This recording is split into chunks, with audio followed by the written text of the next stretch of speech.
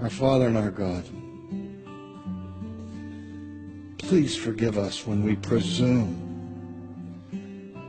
upon your grace.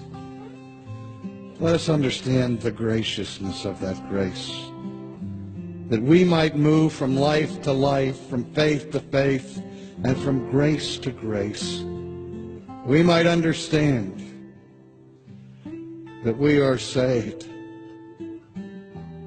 by grace through faith, and even that faith is not of ourselves, but is of you, so that it is not of him who chooses, not of him who runs, not of him who wills, but of thee who shows us mercy.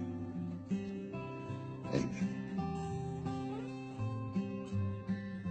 Every Christian I've ever asked, do you believe in the sovereignty of God? They say yes, of course they believe in the sovereignty of God. If you scratch that affirmation just a little bit, begin to probe it beneath the surface, within 5 or 10 minutes you discover that there's precious little sovereignty left. The Bible says, without Christ we can do nothing. That nothing is not a little something. Your freedom, which is real and true, is always and everywhere limited by the freedom of God. God is the one who is sovereign, not us. The lie in the culture is, unless a person has the moral power within his soul to do what is spiritually right, then unless we have that power, we're not really free.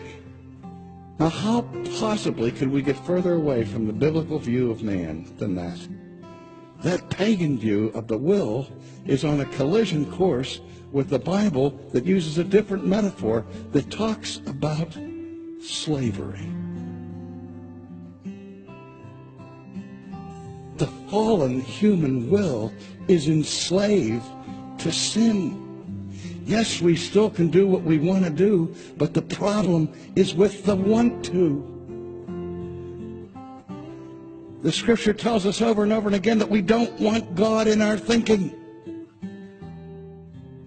We want to be sovereign. We want to be autonomous. We want to rule. We want to reign. We want to do what we want to do.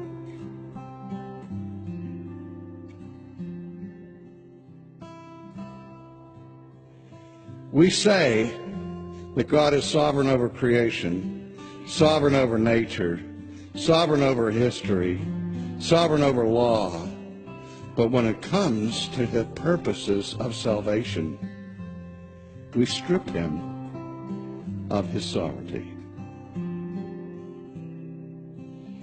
Do you know how many times when I talk about electing grace and the sovereignty of divine election, people have raised the objection to me, that's not fair. If this doctrine is true, then it's not fair and God is not righteous.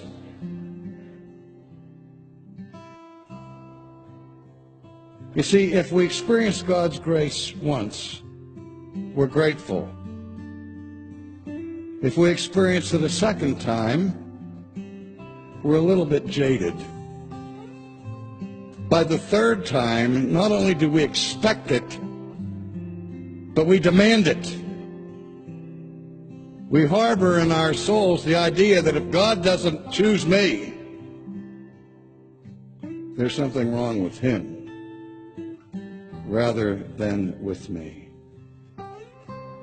God reserves to himself the absolute sovereign right to pardon whom he will, and to the rest he gives justice.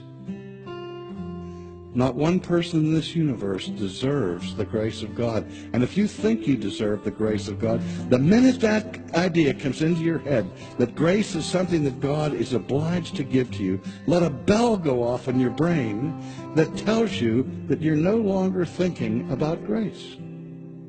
Because grace, by definition, is something God is not required to give.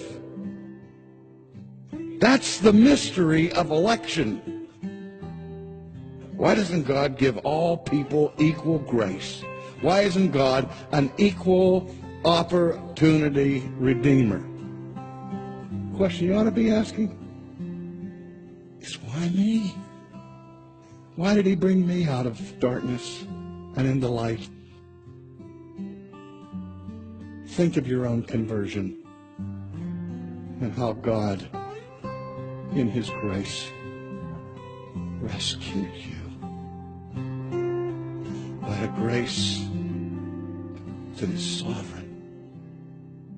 Not what my hands have done can save my guilty soul. Not what my toiling flesh has borne can make my spirit whole. Not what I feel or do can give me peace with God. Not all my prayers and sighs